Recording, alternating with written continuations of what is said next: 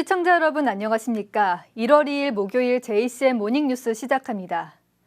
2025년 새해 첫 번째 태양이 떠올랐습니다.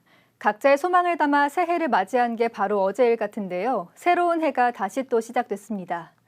울산에 있는 해맞이 명소에도 신년 각자의 소망이 이뤄지길 바라는 시민들의 발길이 이어졌습니다. 전동은 기자가 다녀왔습니다. 붉은 태양이 산을 뚫고 2025년 을사년의 첫 번째 얼굴을 비춥니다. 이른 아침 두터운 외투로 무장을 해도 한기가 느껴지지만 수많은 인파가 그 모습을 지켜봅니다.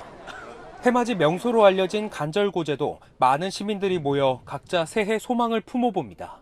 친구들끼리 왔는데 와가지고 새해 첫날부터 해도 같이 보고 해서 좋은 추억으로 남을 것 같습니다. 저희 3명이 다 이번에 졸업을 해가지고 그 취업 좀 잘 됐으면 좋겠고 올 때마다 좀 새롭고 좀 좋은 기운 받고 싶습니다. 자녀가 3명인데 3명 다 건강하고 학교 생활 잘하고 우리 와이프도 아픈 데 없이 우리가 건강했으면 좋겠습니다. 울산 해맞이 명소 4곳엔 경찰 추산 3만 5천여 명이 모였고 그중 간절고지 3만 명으로 가장 많았습니다. 지난 29일 발생한 제주항공 참사로 울산 각지에서 계획된 해맞이 공연 행사는 모두 취소돼 비교적 차분한 분위기에서 진행된 해맞이.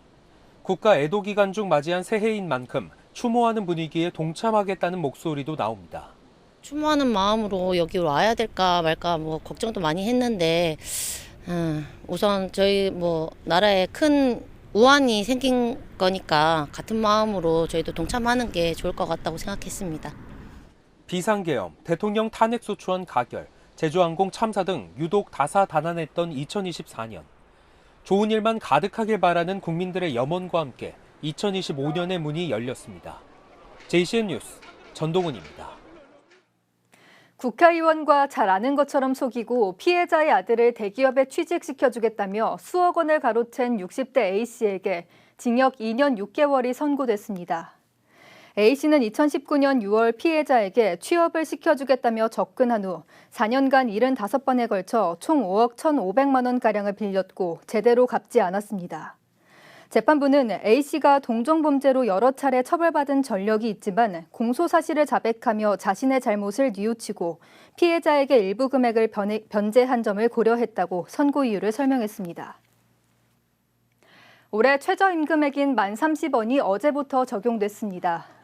인상된 최저임금을 1급으로 환산하면 8시간 기준 8240원, 주 근로시간 40시간 기준 월 환산액은 주당 유급주휴 8시간을 포함해 209만 6,270원입니다. 최저임금은 모든 사업장에 동일하게 적용되며 근로기준법상 근로자라면 고용 형태나 국적에 관계없이 모두 적용되지만 수습 중에 있는 근로자는 수습을 시작한 날부터 3개월 이내에 최저임금액의 10%를 감액받을 수 있습니다. 남구청이 두항동 일원에서 추진 중이던 두항 자연재해 위험개선지구 정비 사업이 완료됐습니다. 두항지구는 지난 2016년 태풍 차바 당시 집중호우로 큰 침수 피해를 입었던 지역입니다. 총 88억 원이 투입된 이번 사업으로 두항지구엔 분당 139세제곱미터를 배수할 수 있는 배수 펌프장이 설치되고 테크노 산업단지 일원에는 배수로가 설치되는 등 집중호우에 대응할 수 있도록 개선됐습니다. 저출생 대책으로 일과 가정의 양립 활성화를 위해 어제부터 육아휴직 급여 제도가 개편됐습니다. 육아휴직 급여는 첫 3개월 동안 월 최대 250만 원, 4개월에서 6개월까지는 최대 200만 원, 7개월 이후는 최대 160만 원으로 상한액이 인상되며 기존의 사후 지급 방식은 폐지되고 육아휴직 중 100% 전액이 지급됩니다. 한부모 근로자는 첫 3개월 동안 월 최대 300만 원의 급여를 받을 수 있고 육아기 근로시간 단축급여의 계산 기준금액 상한은 월 200만 원에서 220만 원으로 인상됩니다. 방어진 파출소 순찰팀이 해맞이 명소에서 심정지 상태로 쓰러진 남성을 심폐소생술로 구했습니다. 울산해양경찰서 방어진 파출소 김현인 순경은 어제 오전 7시 20분쯤 방어진 남방파제에서 쓰러져 있는 남성을 발견하고 곧바로 심폐소생술을 실시했고 이 남성은 5분 후 의식을 되찾았습니다. 동구청과 북구청이 지자체 조례 개정에 따라 어제부터 금연구역 내 흡연 과태료를 인상했습니다. 과태료는 기존 2만 원에서 5만 원으로 상향되며 조례에 지정된 금연구역은 동구 대왕암공원과 쇠평 어린이공원, 버스 승강장, 북구 송정 박상진 호수공원과 학교 절대보호구역 등입니다. 어제부터 강릉역과 부산 부전역을 잇는 동해선 ITX 마음이 운행을 시작했습니다. 국토교통부는 최근 포항에서 삼척 구간이 신설됨에 따라 강릉에서 부산까지의 동해안 권역을 연결하는 동해선이 완전히 개통됐다고 밝혔습니다.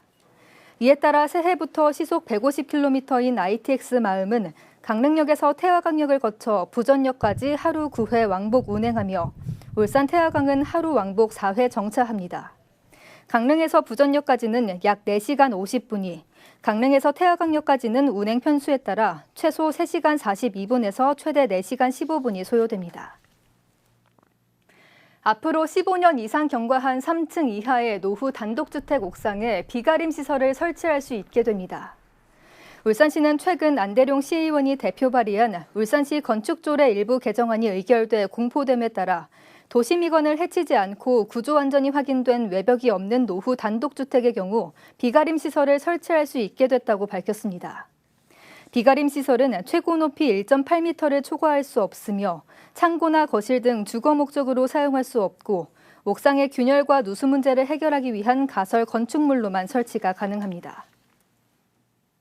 다회용컵 서비스인 울산컵을 개발한 유니스트 탄소중립대학원 이승호 교수가 울산시장상을 수상했습니다.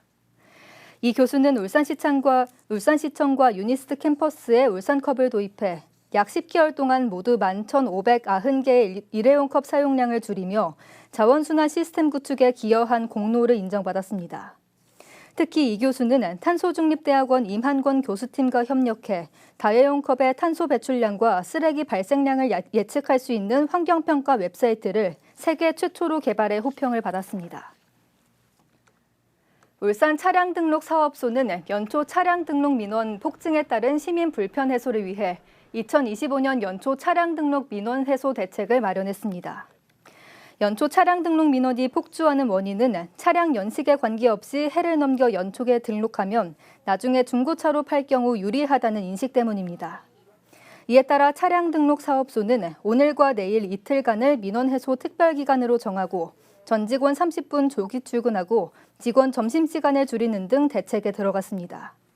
사업소 내 금융기관도 이 기간 동안에는 원활한 지역개발 공채 매입과 수입인지와 취득세 납부를 위해 오전 8시 30분부터 업무를 시작합니다. JCN 모닝뉴스를 마칩니다. 함께해 주신 여러분 고맙습니다.